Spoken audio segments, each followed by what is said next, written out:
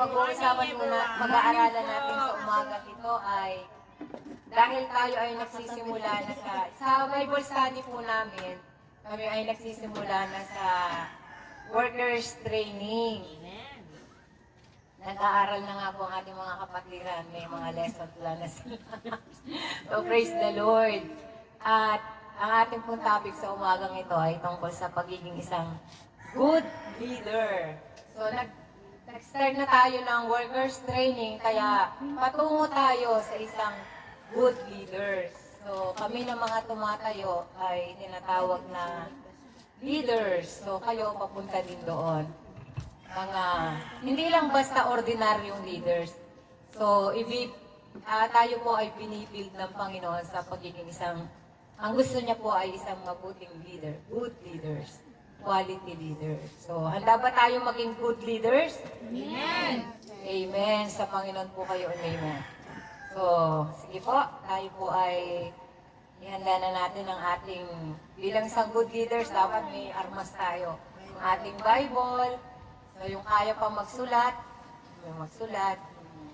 sa cellphone, okay lang po.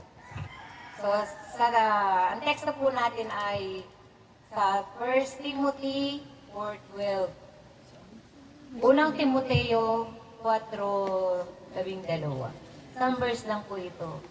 So, makipagbukas po kayo sa akin. May sinulat na ako dito.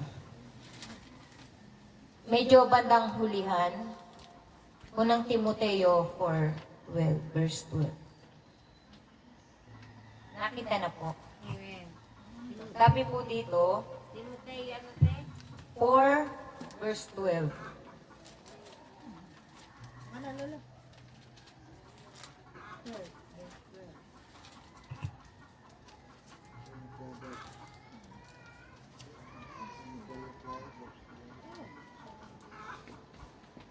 Maganda po sabay-sabay tayo.